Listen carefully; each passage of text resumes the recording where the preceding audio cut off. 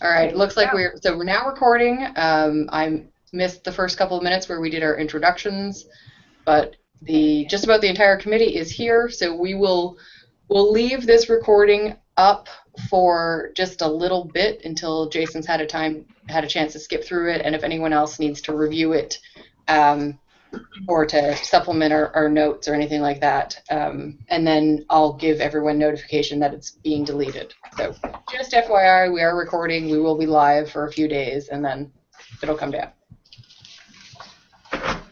Okay. So a brief overview of this committee charge and its history. A few years ago, I guess in 2010, the committee was formed as a new committee for ULS with the charge to develop and maintain a community of practice to share information and foster best practices in campus outreach for academic librarians. And you can find that information on the ACRL page for our committee, as well as all the committee members, past and present. Yeah. So for the first couple of years of its existence, the committee sort of struggled a little bit to figure out what they were doing and what kind of activities made sense for them. They tried to define their real purpose and who their audience was, etc. They had a few abandoned projects along the way. For a while, they were collecting job ads for what it meant to be an outreach librarian, and were eventually realizing that meant a really wide range of things. And they tried creating bibliographies as resources, but struggled to keep them up to date and make them accessible in ways that meant they actually got used. So that got abandoned. One of the things that the committee sort of started to realize over the years was that people kept coming to the committee for a sense of community. For conversation, for discussion, looking to the committee itself and the people on it as resources. And that is sort of where we ended up, or that is how we ended up creating these online roundtable discussions. People kept coming to our meetings at midwinter and annual and just wanted to talk about outreach issues. So the creation of the online roundtable discussions, or ORDs, was an attempt to give the community a forum to have those discussions in a slightly structured way. Any questions about the purpose of the committee or its history so far?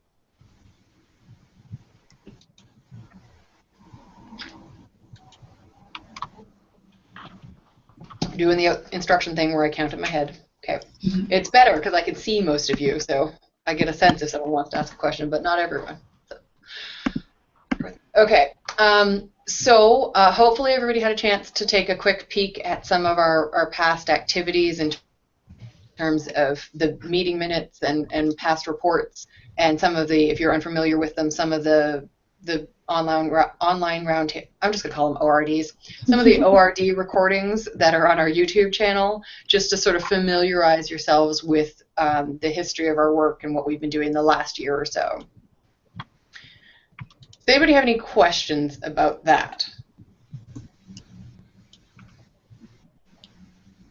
Okay.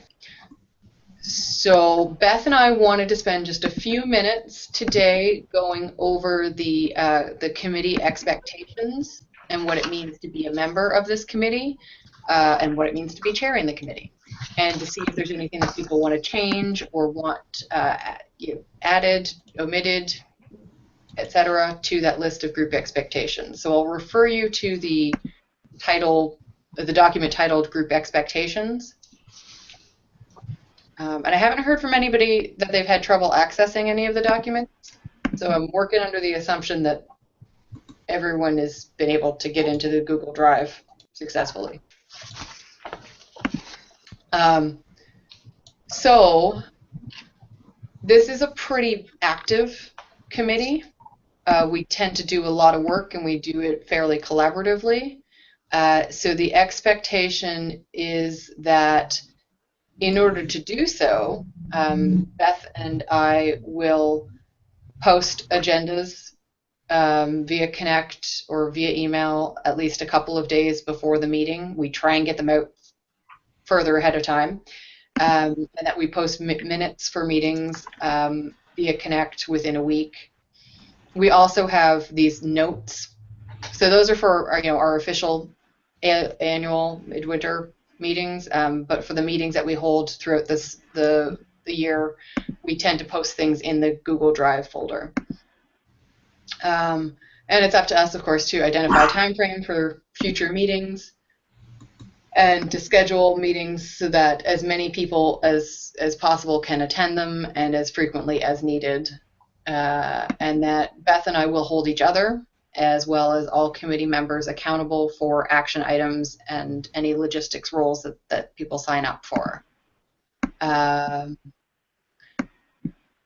we will be hopefully prompt in replying to your emails within 2 days of receiving them so that we are in communication with you, and that we will liaise between the committee and ULS executive to share information and answer questions whenever. So, sorry, I'm just hearing a little bit of. I thought it was someone asking me. It's just me. All right, so committee members. We're hoping that. Do y'all hear the feedback? Yes. Okay. I'm hoping that's going to go away.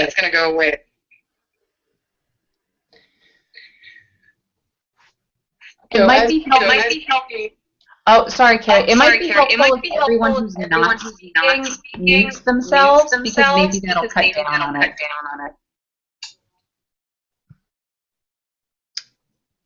Looks like almost everybody's muted, I think. So hopefully that worked. I don't hear the feedback. All right. One of the beauties of using Google Hangouts on air.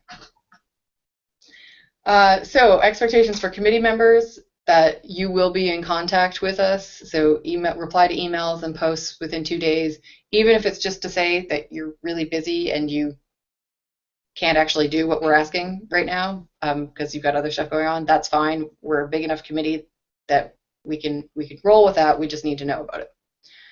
That you'll be on time to meetings and inform us if you can't attend or if you'll be late. That you're willing to speak up and contribute in meetings and willing to listen respectfully during meetings, and that you will notify co-chairs as soon as possible if you can't complete an action item that you've previously committed to. It happens, and we understand that this is a volunteer committee, but the sooner we know about it, the sooner we can create backup plans and still make sure that whatever the work is gets done. So, does it sound like this is something that we can work with? Do we need to make additions? Are there things on here that we want to discuss further? Opening the floor for comments. I actually do have a question really quickly. I had read through this earlier and didn't notice, and I just wanted to see, so the first bullet for committee members reply to Connect posts. Do we really use Connect more than email, or is it just, does it depend? Or I guess, honestly, other than when I really am forced to, I rarely log into Connect, so I just wanted to make sure. And I get all the messages forwarded to me, so it's not, I won't miss anything. We typically use email more than Connect. We've been using Connect for official things that need to be archived. Mm-hmm. So meeting agendas, meeting minutes, that kind of thing. But everything else we pretty much use email and Google Drive. Okay, thank you. Yeah.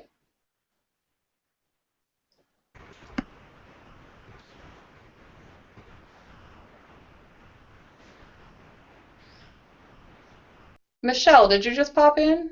I did, yeah. Sorry I'm late. No worries. Yeah, sorry. Do you want to just introduce yourself? Oh, yeah, hi. I'm the Distance and Outreach Coordinator at Florida State University, and this is my second year on the committee. So, yeah. Great. Sorry I'm late. No worries. We're all good. We just finished, we did our sort of introductions and background, and then we just are been going through the group expectations to see if there's anything anyone wants to add or or further discuss or anything like that. Oh, okay. I have a quick question. Is Yeah. my on? Okay, it is. I think I asked you this over email, Beth and Carrie, but maybe for the whole group. Attending ALA Midwinter, and ACRL, what's the level of expectation? And if we can't, can we do virtual meetings as well for official things? Is that this level of expectation on this document, or is that a different kind of? Yeah, no, that is something that we should probably add, actually. What are your thoughts? Yeah, so Beth and I had talked about Midwinter, and we are not going to hold a physical meeting at Midwinter. We will hold a virtual meeting that will happen before or after the January meeting in Atlanta. And we have been holding a meeting at ALA every June, and we'll probably continue to do so. We haven't quite determined that yet, but we almost always, sometimes thanks to superior Wi-Fi and not Wi-Fi, network coverage like Stephanie's, we do try and make a virtual attendance option available for those. You are not required to attend physically annual or midwinter to be on the committee. Does that make sense? Yes. And then do we meet at ACRL as well? We do not. Yeah. We do a lot of our meeting and a lot of our work virtually like this. Mm-hmm. Did I cut somebody off?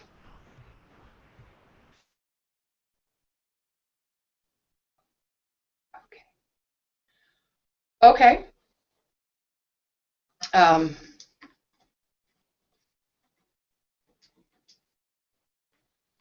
just making a note for myself to add that to the expectations document. Okay. So does everyone feel like these are participation expectations that we can, as a group, adhere to? I see nods. If I can't see your nod, can you give me a verbal yes? Yep. Sounds good. Okay. Cool. All right. And if there's ever any issues or questions, don't hesitate to contact Beth and myself. We're happy to work with you so that you can work productively on this committee. Okay. So now the fun stuff. Our plan for the year. As we debrief from last year's experience, last year was our first full year where we focused on the online roundtable discussions outside of a pilot phase. And based on the feedback from our participants and from our committee members, we were thinking that this would be something we want to continue with through the fall and spring of this year. It seems to be meeting a need, and we did not feel like there was any reason to shift course at the moment. So that will take up sort of the bulk of our focus for the year. And we do have a few things that we need to decide for that. And then one of the other things that we'll consider at a future meeting is what additional activities or programming can we take on. Beth and I decided that we would table that for this first meeting to try and get us up and running with online roundtable discussion for the fall, but that is something that we will consider. And we were thinking, based on feedback from the June meeting, that whatever new programming we add would probably be best targeting a spring implementation. So it's something we'll talk about in the fall, just not quite yet. So as we plan for the fall 2016 ORDs, we have a few issues to discuss and decide upon, and something that looks like I did not add to the agenda but meant to was a tech update about our current platform for the online roundtable discussions. So we'll slide that in there at some point in the next 30 minutes or so. So has everybody had a chance to take a quick look at the workflow and responsibilities checklist? I'm seeing lots of nods. Okay. We made a few changes based on feedback from last year's experience. We decided to shift the role of the facilitators and the backup facilitators and to add a communications role this year. So the way we run these is we have some people or one person responsible for the logistics setup for the online roundtable discussions, right? That person creates all of the events, gets our Google folders all organized so that we have customized versions of content for promotion, for confirmation of registration, etc. And you'll see what those responsibilities are under logistics. And so along the same way as having one person responsible for the logistics, or one or two people responsible for the logistics, we thought we'd try something a little bit different this year and have one or two people solely responsible for communication. So the communication responsibilities would be checking the Google Drive folders, checking the sign up folder, sign up spreadsheets. That's the word I wanted. And communicating with people as they are signing up, and also monitoring the ACRL ULS email account and answering those emails, so that person or persons will really focus on the communications role and having that streamlined and consistent, no matter who the facilitators for the different events are. And that person or persons will be responsible for day of email reminders and coordinating with the facilitator and the backup facilitator about anything they need to consider or know about to host the event. Which means the facilitators and backup facilitators have a little bit less to manage and can really focus on the development of the content. So we'll be looking at the facilitators and the backup facilitators to the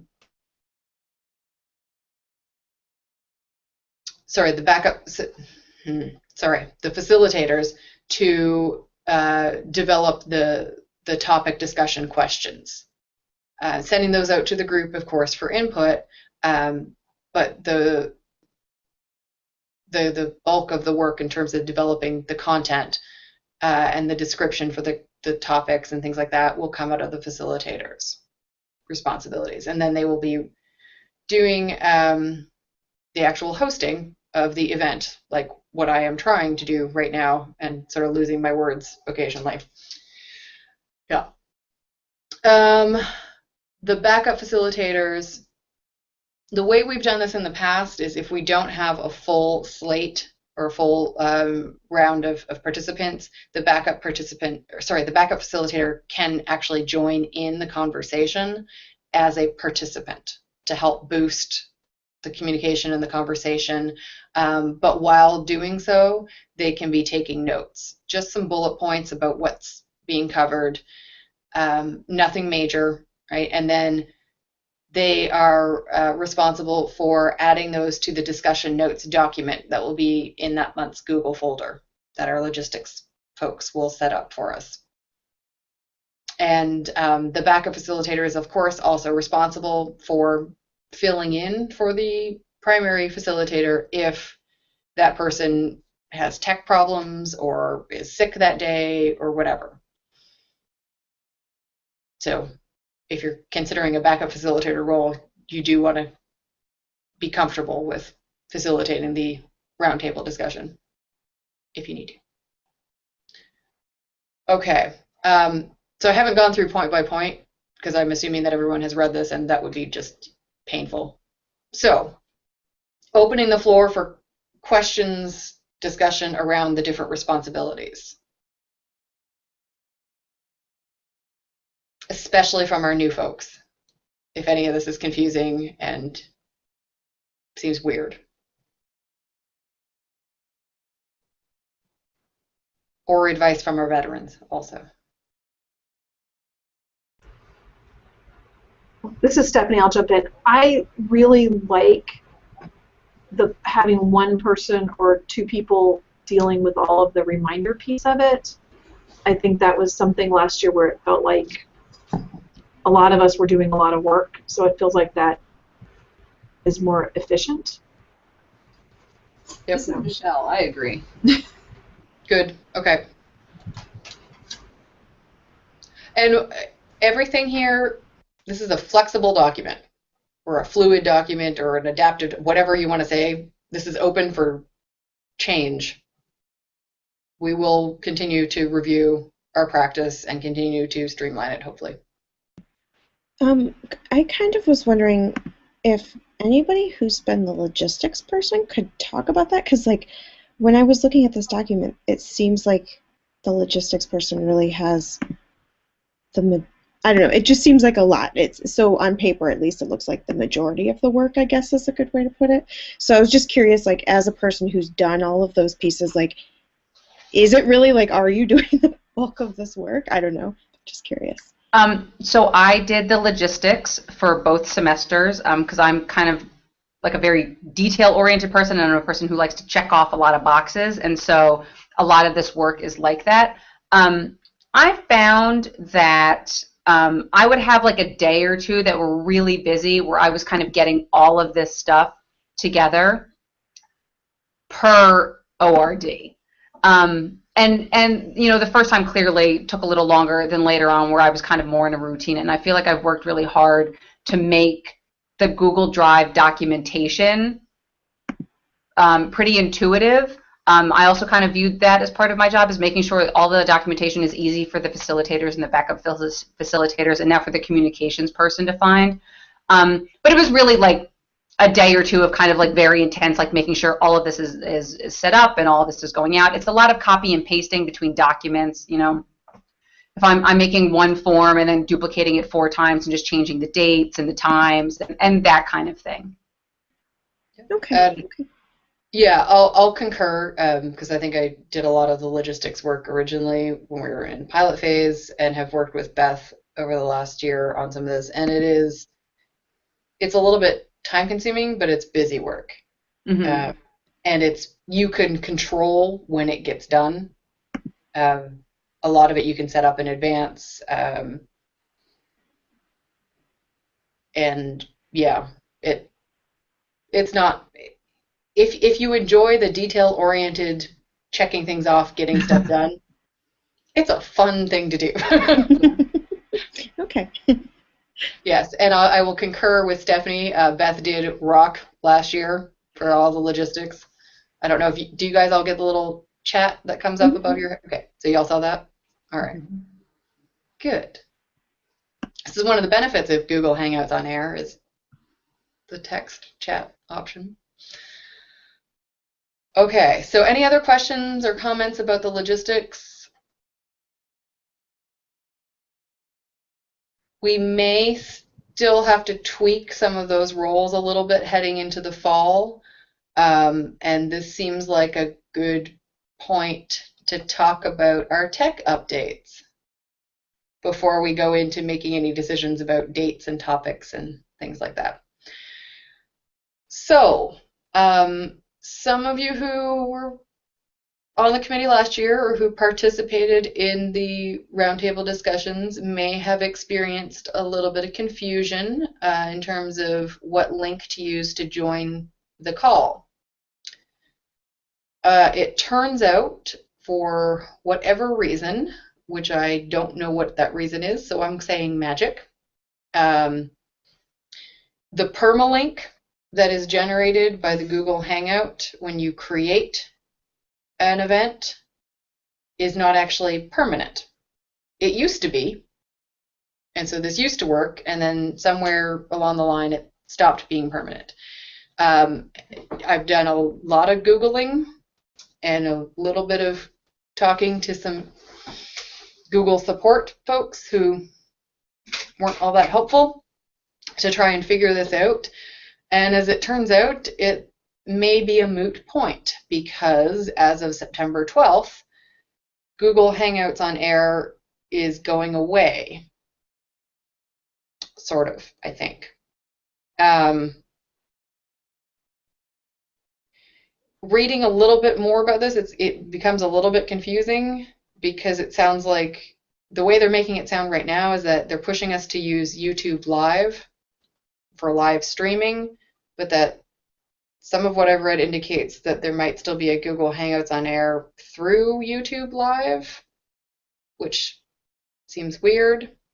Oh, coordinating the method we're transitioning folks to YouTube. So, Kristen M, do you know anything about whether or not you can invite participants to join in that, like what we're doing right now through YouTube Live? Because that's what I've been not able to figure out. It seems that you should. I have to do a little bit more playing around with it. I'll see if I can find some of our documentation here. So let me sniff around for a minute. Okay, and no necessary rush on that. We don't have to sort that out quite yet. But so all of this to say, we're in a little bit of a state of uncertainty at the moment.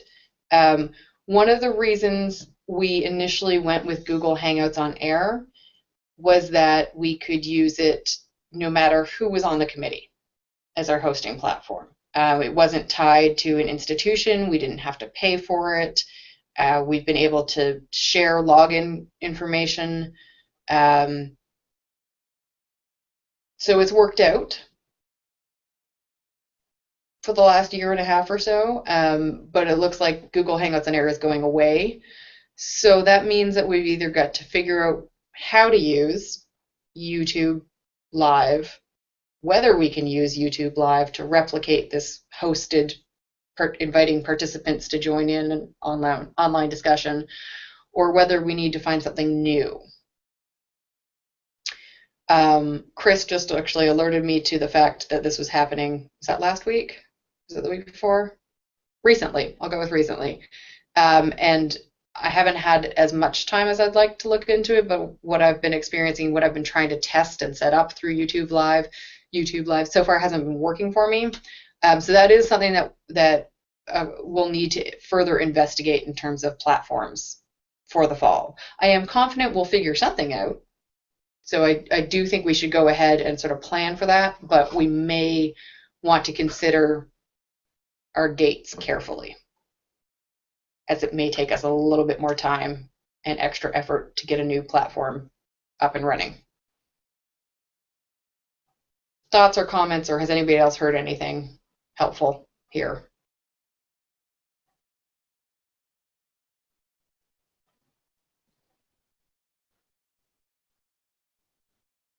Okay. I keep looking to see if any of the little mute buttons go off. Okay, so then talking about the ORDs in terms of scheduling, one of the things we've done in the past was try for an every other month schedule to not burn out our facilitators and our audience. And for each of those online roundtable discussions, we have selected a topic, and we've done 4 different discussion dates for each topic. Monday, Tuesday, Thursday, Friday. No, sorry. Monday, Tuesday, Wednesday, Thursday. At lunch hours staggered for the time zones. So it's always somebody's lunch hour, basically. We've had some conversation around changing that up, potentially. And maybe we offer 3 instead of 4. Maybe we do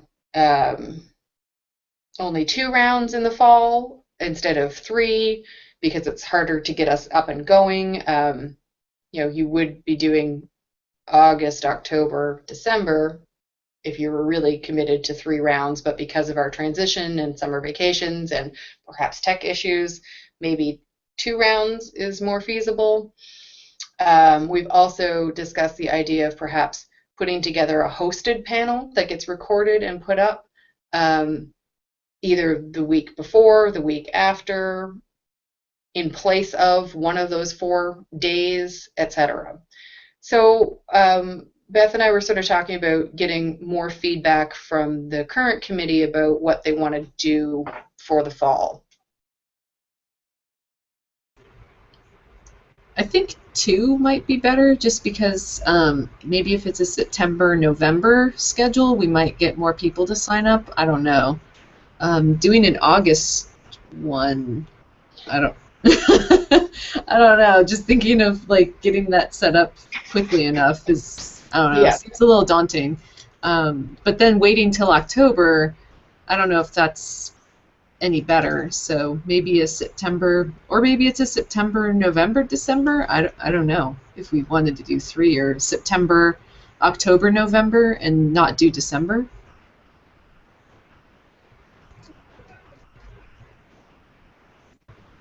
I would honestly be okay with doing 2, and see how it goes. I mean, it was hard to tell looking at the viewership or the attendance that there was any sort of indication of this is a good time and this is not a good time. It was pretty erratic throughout the year. So just workload-wise, I wouldn't mind trying to just do 2 through December. Whether it's like September and December, or what would it be? Maybe September and November.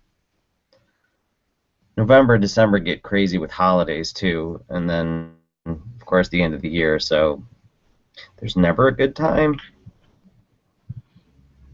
Well, and so many of us are on different schedules, whether you're quarter or semester. I mean, I never know what's going on with you guys at Northwestern. You're Yeah, I've given up on the possibility of anybody being able to fit with my schedule, so I'll just roll. I always just roll with what everybody else can do. It's fine. I'll work around it. okay. So it sounds like we're hearing a lot of consensus for 2 for the fall. Yeah, 2 sounds good. Okay. And are we looking at? This is where I'm seeing a bit of difference in suggestions. Late September or early October, early November, late October. I'll say that it seems like, and I can't remember what holiday it was, but we ran into something last year where we scheduled something. I want to say it was like the Monday or Tuesday after a holiday. I don't remember what the holiday was. It was Labor Day, and that was terrible. Yeah, okay, that's right. Labor Day was Monday, and it was a Tuesday. Yeah. So, which we aren't obviously going to do this year. But it feels to me like if we, depending on what the technology situation is, maybe late November and late October, early November before the holidays hit. Because Veterans Day is the 11th, and then we just start, there's just a lot of holidays. So is it better to do it before Halloween or after Halloween? Like late October, but before Halloween, or early November? The election is in early November. Oh, thank you, Roseanne. Oh, yeah, that's a good point. So probably before Halloween. Okay, so if we're looking at late October, then that probably also means late September. And I'm saying late September mostly because of our tech issues. Okay, and thank you, Kristen M., for helping to volunteer look into tech. I will be in touch with you. Okay, so that's 2 for the fall. Do we want to stick with 4 days per session, or do we want to play around with that? Do we want to stick with that for the fall and play around with different options in the spring? Thoughts?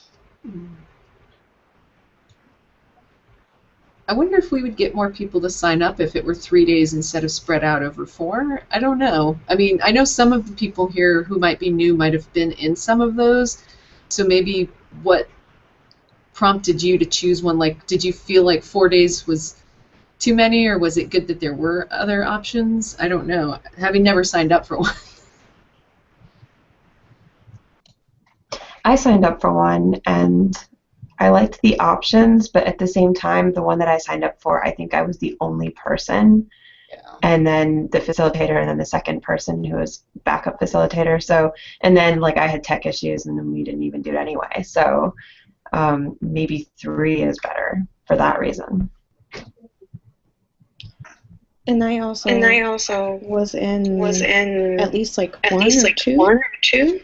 Uh-oh, super echoey. Okay. Maybe. So I feel like 4 options is good, but 3 isn't bad either. Maybe. I don't know. I like the idea of 3 because I think if we did a Tuesday, Wednesday, Thursday, for example, it gives the communication person perhaps time to send the reminders on Monday to make sure, and maybe we don't, I don't know what the no-show ratio on Mondays were, but then I also like the idea of having maybe more like groups of 5 or 6 or 7 in a ORD versus 2 or 3, as both like a facilitator, backup facilitator, and a former participant. I completely agree. You're reading my mind on the communication and logistics. Yeah, Tuesday, Wednesday, Thursday sounds way better.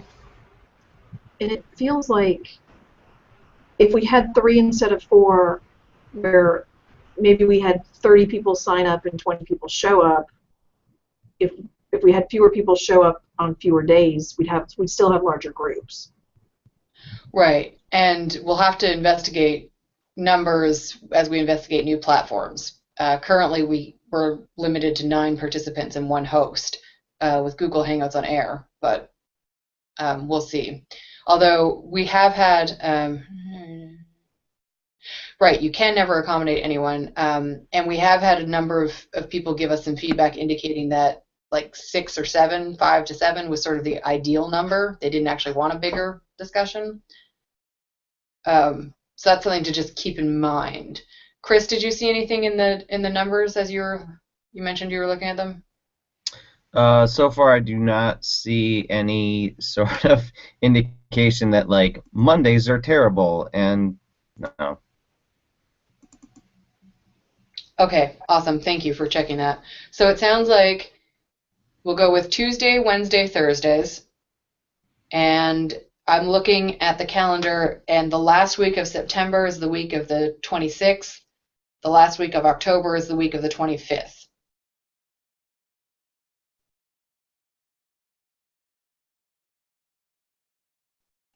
Do I hear any objections, concerns? I think those are fine. I might be able to help out with the end of October. I'll be out of town a lot of October, but I think those are probably good weeks. I don't know. I can't think of any reason why they aren't, unless someone else can. Roseanne, you mentioned the last week of September being Banned Books Week. Is that a good thing, a conflict? Kat says it's a good thing. I mean, I have an event that week for Banned Book Week, but I don't think it's a bad thing. I mean, it brings like current events to the conversation, whatever the conversation is. Okay, cool. Okay, I have one caveat. It's that actually seem to have lower numbers than other days, for what that's worth. And maybe that'll change if we get rid of the Monday option. Yeah. Yeah. Maybe it won't. It'll be interesting to compare.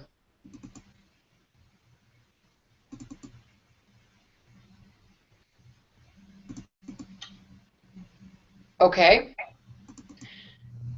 So let's go for the week of the 26th, the week of the end of September, the week of the 25th of October, Tuesday, Wednesday, Thursday for each.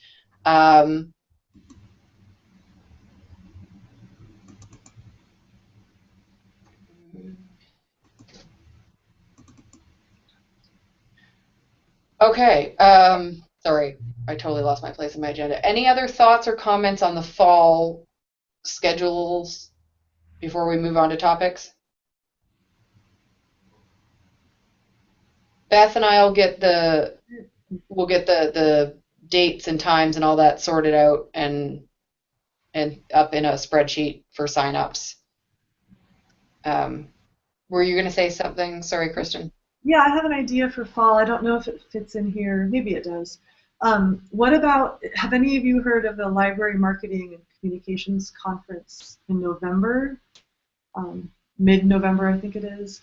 What if we arranged some sort of meetup or tweet up or something for people while they're there if they're interested in academic outreach? I don't know if I'm going yet. I don't know.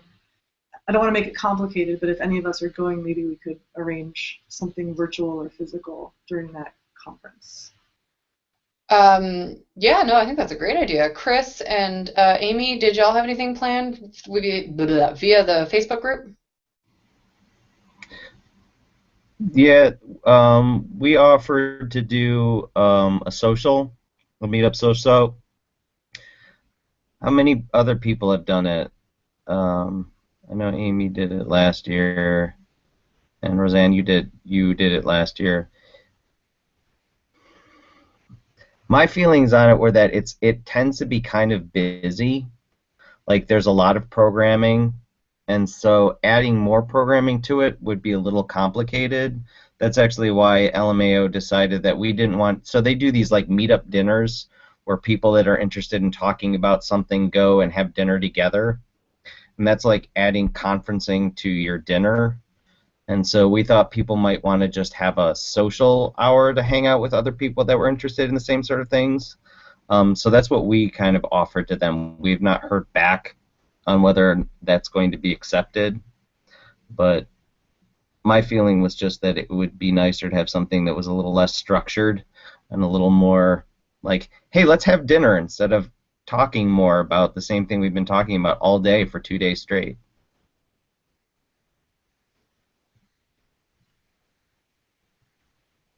That sounds cool. It's kind of what I was thinking of. But I haven't been to it before, so Okay.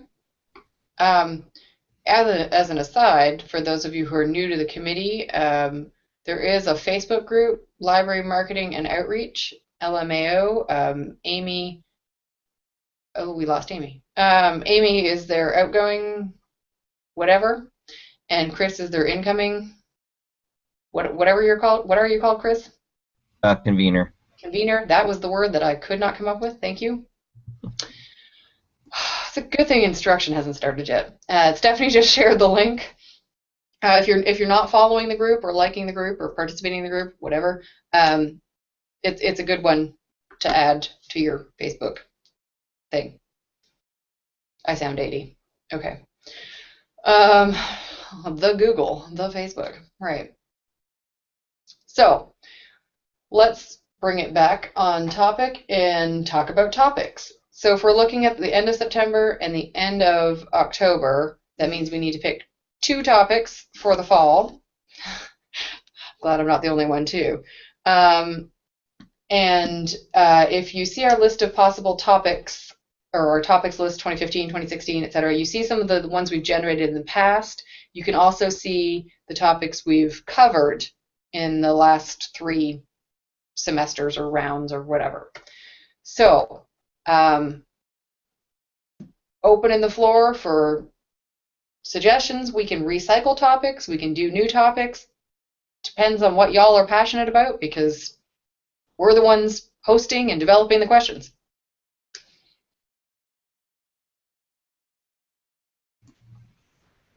I'd actually be for recycling. I don't have any particular ones, but I think it wouldn't be a bad idea to recycle a few topics every year, just because new people fall into this all the time.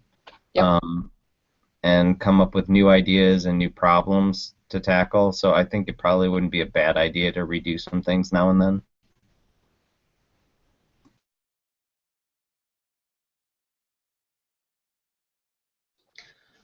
Does anybody have a particular topic they either want to revisit or want to do for the first time? I think people are always interested in assessment in what everybody else is doing with assessment, because it's an issue we all have of how do we assess outreach. So that would be something I think could be interesting as something to repeat. Okay. I would agree with that, except having facilitated so many conversations and every single one talks about assessment and no one ever actually answers that question. Exactly. If we were going to, so a whole conversation on assessment, I think, would be kind of a dead conversation. If we want to do a facilitated discussion with particular individuals, that might be one to do, where we can talk to people that have something to say about assessment. I don't know how we find out who those people are, but that would be one where we could do like a pre-recorded, conversation with people that really can speak to that topic. The panels don't have to be on the same topic. They could be something else we do in addition. Oh my God, fantastic. Yeah, I agree. I think that would be a really good use for the panel, because I agree. Every time assessment comes up for outreach, everyone's interested, but nobody has anything right now. And that's actually something we've been talking about at my library as well. So I don't have any answers to share in a discussion. Okay, let's put a pin in that then. Back to topics for the fall.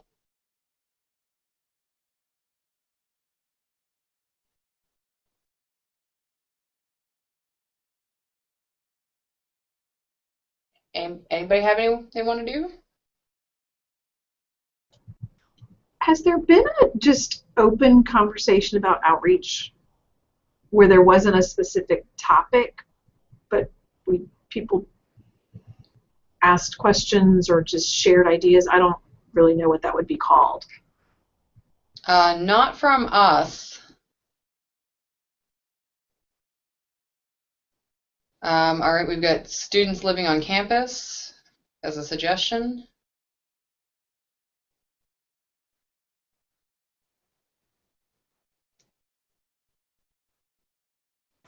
I don't know. I think social media maybe. I don't know. Have we done social media, and I missed it? Yes, we did social media. Not that we can't recycle it. We can. Outreach via social media, March 2015.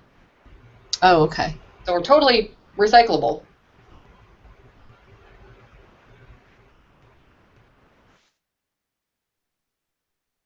This isn't a top one idea we've talked about in the past. Was thinking about what's coming up for people around the time frame, like thinking 6 months out from what the topic is. Yep.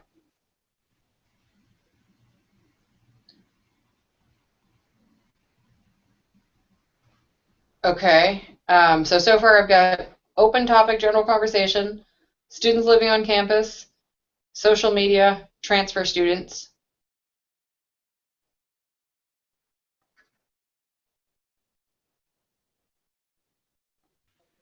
If we did the thinking 6 months ahead, like was suggested, maybe the Poetry Month one in the fall would prepare people for something in April, I believe it is. Maybe it's too early, I don't know.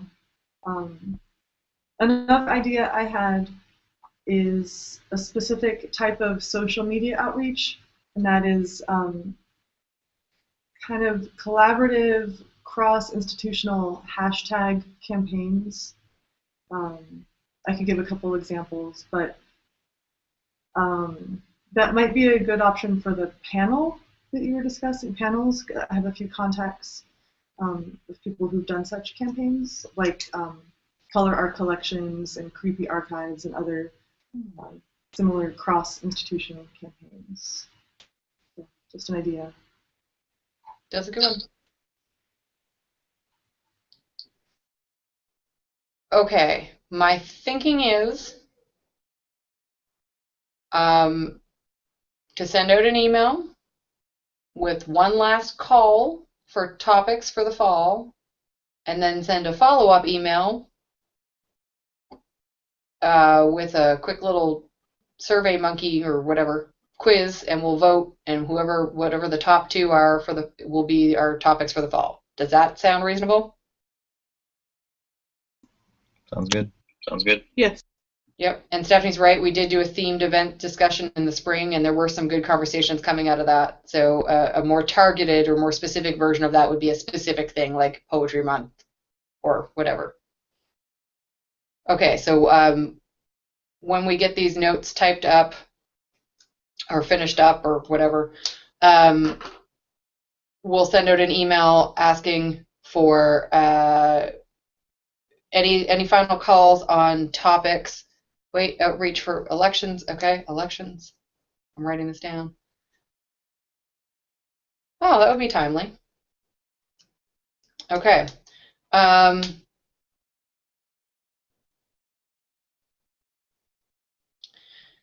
Sorry, totally lost my train of thought there reading the text. So action items as I'm wrapping this up. Beth and I are going to wrap up the notes, and we'll email everybody out with notes from the meeting.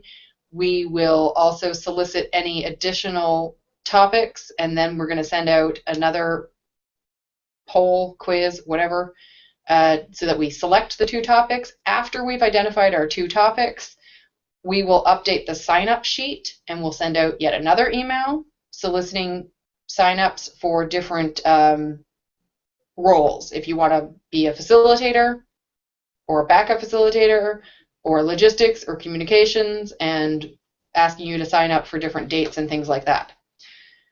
So give some thought as to what you want to do. If you have questions about those different roles, please ask the committee as a whole, so that A, everyone can get more information, and B, everyone can contribute to that, since we've all played multiple roles in the past, worn different hats, etc.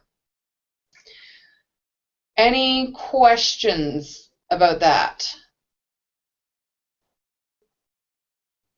The other thing is that Beth and I and Kristen M, and if there's anybody else who wants to help us look into this, we'll be investigating the Google Hangouts on Air, YouTube Live, whatever else might work for us, tech platform issues. So if you want to help with that, because that's your niche area or fun area, please let us know. Really, because it's not mine. We're trying hard, but yeah, okay. So far I've got Kristen M, Beth, and myself working on that. Anybody else? We will also, as we get ourselves organized, be probably soliciting y'all for one more meeting sometime in the next, maybe possibly before the end of September, so that we can be up to speed on this. But Beth and I will figure out if we need that or not, based on what happens with tech and everything else. All right, so that's my summary of the action items, talking about next meetings, and I think we've already covered midwinter and annual, right? No midwinter meeting, probably annual. Not so fun topic. I'm working on personally outreach academic. Oh, outreach academic plan. That is a good topic. I am also working on one of those. Wait, what did you say? It was outreach. Was it outreach academic plan for the year? Is that what it was?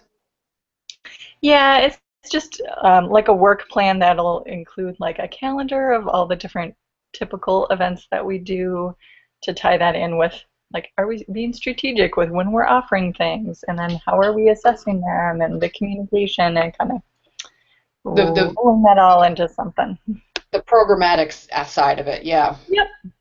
I feel you. I've got a big green giant Post-it note with outreach in the middle, and then it goes nuts. Yeah. Yeah. Okay, cool. Well, it is 2:59 or whatever hour 59 for everybody, and thank you all very, very much for being a part of this call, and we're really looking forward to working with you, and we will be following up shortly. Any final questions, comments?